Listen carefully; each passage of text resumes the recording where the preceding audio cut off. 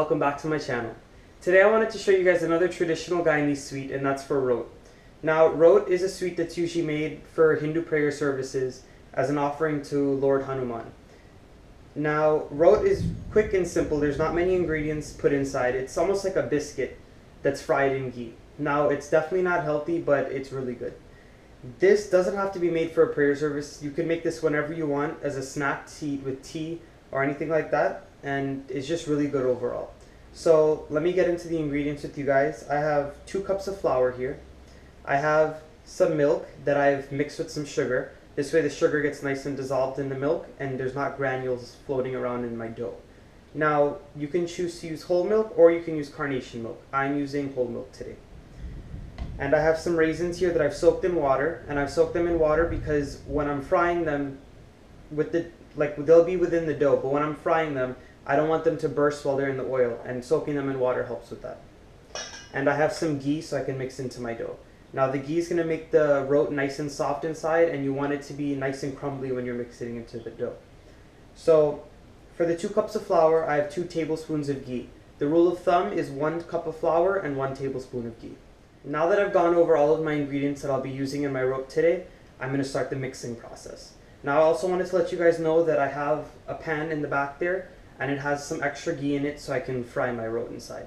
I'll get to that when we're done mixing our dough here. So what I want to do is, with clean hands, you want to start mixing your flour. You want to break it up just a little bit, and then you want to add in your ghee.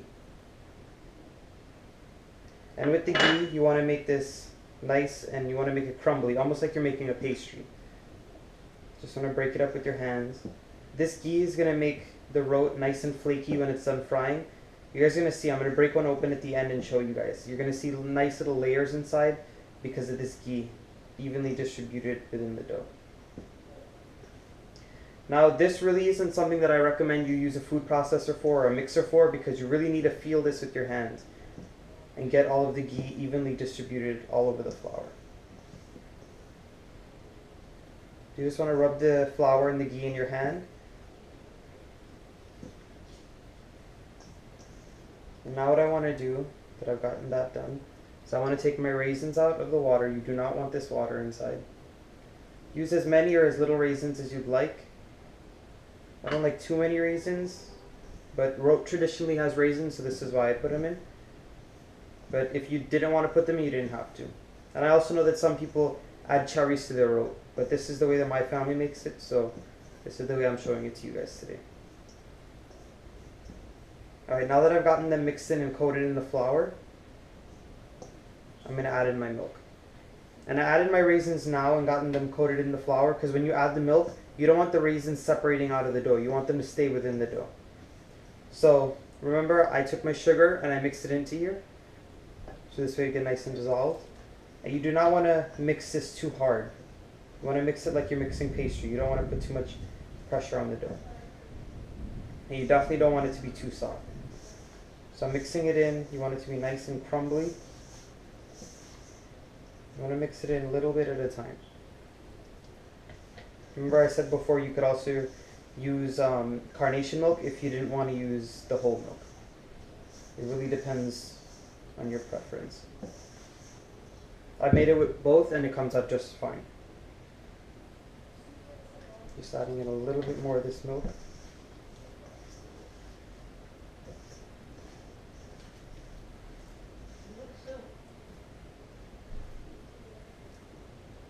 Remember, I said you'd really just want to mix this until it comes together. So my dough did come out just a little bit soft. It's a little sticky. So what I want to do is I want to add in just a tad more flour to bring it all together. I'll show you guys what that looks like. Okay everyone, I just wanted to give you guys a quick look here. This is what my dough for my rote looks like. It's nice and soft. It's not too sticky. It's a little sticky, but not too much. And you really don't want this dough to be too hard. If it's too hard, then your rote is going to come out really dry and hard when you break it open. So by making it a little soft, the texture will be just right. And I have just a little bit of milk left over. You don't want to add it all in, because sometimes some flours are more moist than other flours, and it also depends on the humidity of where you live. So I'm fine with this right now. This does not have to sit at all to rest. it's ready to cook as is. So I'm gonna bring this over to the stove and show you guys how we fry the roat. Alright everyone, I finished mixing up my roat dough, and now I'm in the process of breaking them up into individual pieces and spreading them out.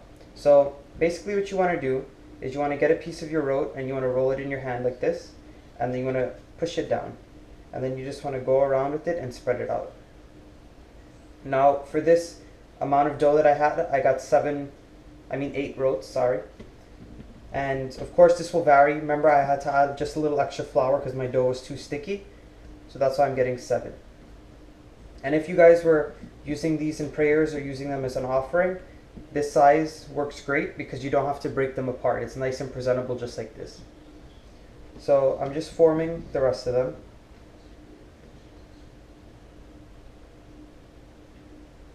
And if you wanted to, you could of course make them bigger. I just like them when they're nice and small. I don't like when roat is too big.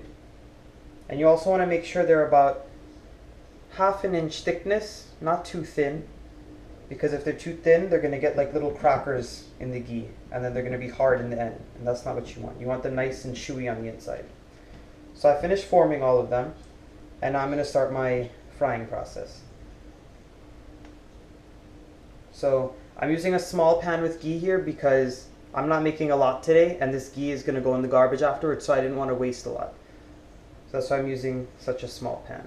So I had my ghee heating up, but it was getting too hot, so I turned it off. So I'm going to put it on a low heat now. What I want to do is I want to go ahead and add in my roats. This pan looks like it'll fit 3, so I'm going to add in 3. And you want them to be nice and submerged in the ghee, because you want both sides to cook evenly. So I'm going to allow this to cook on a medium-low heat on one side for about 3 minutes. And you really want to mediate your heat because these can burn really quickly and be very dark on the outside and very doughy on the inside. So I'm going to show you what this looks like when I'm ready to start turning. It's been about 3 minutes now, and what I want to do is I want to flip my roat over. You're going to see that they're nice and golden on this one side. They're not burnt and they're not too white looking. Your end result, you want the whole thing to be nice and dark golden brown. And you know that they're done when they're nice and dark golden brown and they're totally finished inside. Remember how I told you guys the way you guys mix it, it'll make the roat nice and fluffy? This roat started to puff up inside a little bit.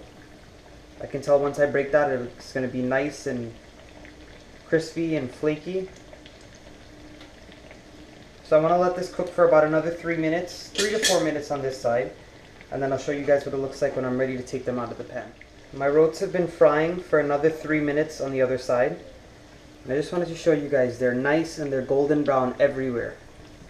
There's not one spot that's not nice and brown. So I'm going to take these out now. Just want to let them drain a little bit. You want to put them on a plate lined with paper towels so any of that extra ghee can come off. And I'm going to put in my next set. I also wanted to show you guys a trick for when I'm frying my roat. So when you're frying your roat, if you want to ensure that the roat cooks through inside, you can take your tongue, or if you're using a spoon, you want to just make 3 little indentations on the top of the roat. 3 indentations right across. You don't want to go all the way through. I just want to show you guys if you could see those lines that I made.